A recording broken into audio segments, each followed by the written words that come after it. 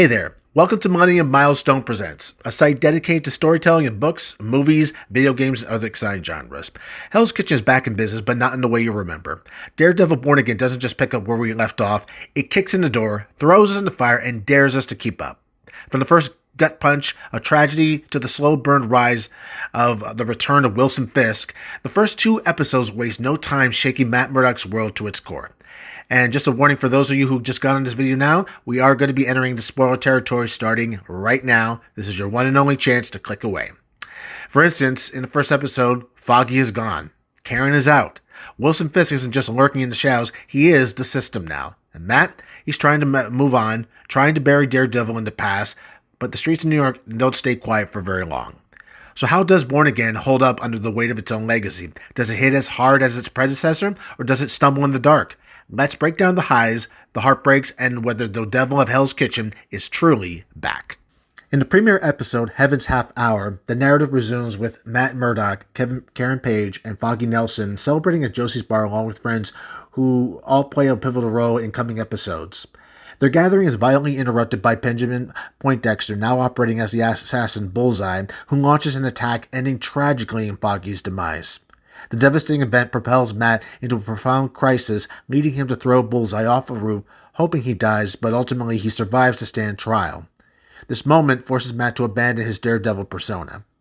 A year passes, Matt has established a new law firm with former Assistant District Attorney Kristen McDuffie, Karen has relocated to San Francisco, and Bullseye is now in prison. Matt begins a romantic relationship with therapist Heather Glenn, and seems like he's bouncing back from what he had gone through the year past. Meanwhile, Wilson Fisk returns, having recuperated from previous injuries touching on elements of the show Echo, if anyone bothered to watch that abysmal show.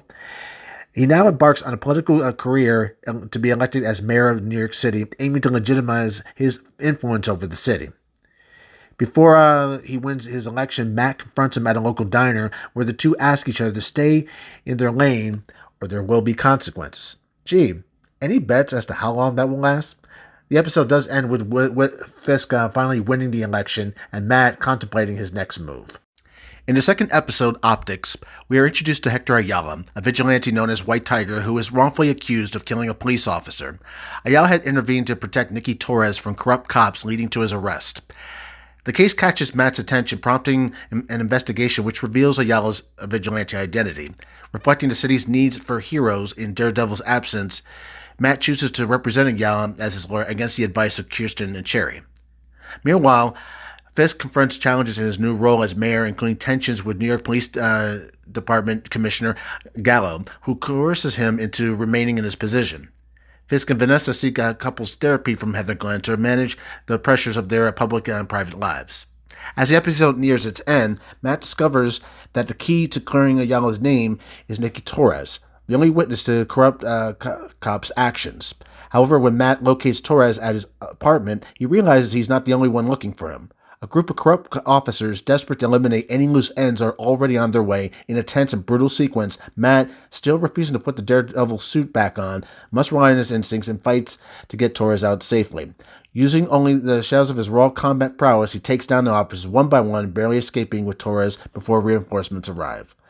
As Matt escapes, the weight of the situation sinks in. New York City is spiraling in chaos once again, and the system he once believed is starting to fail again. Now for my overall thoughts. I am intrigued with the current story with the first two episodes of Daredevil Born Again.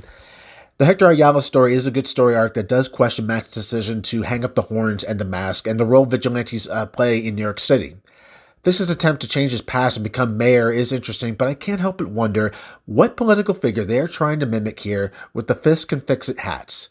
I'm not against Fisk in this role, but if this is a virtual signal of some sort, this might blow up in Marvel's face if they don't tread carefully on this subject.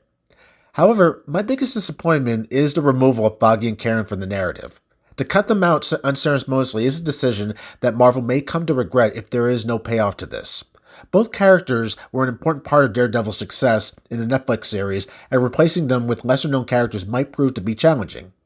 For instance, I did forget to mention regarding episode 2, Ben Ulrich's niece, Bibi, who is at least a nod to the legendary character from Netflix.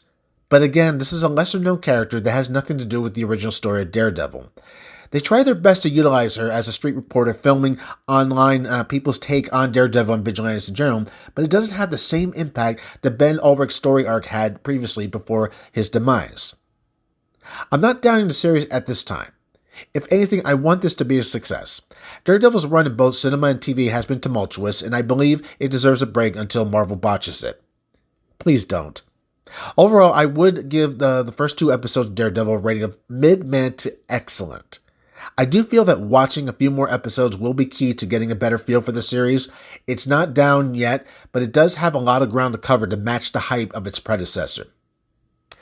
Well, those are my final thoughts on Daredevil Born Again. Hope you are enjoying the series, or if you are not, whatever your take is, please drop a comment and let me know how you feel about it. That's all for now, and you best better believe I'll be back.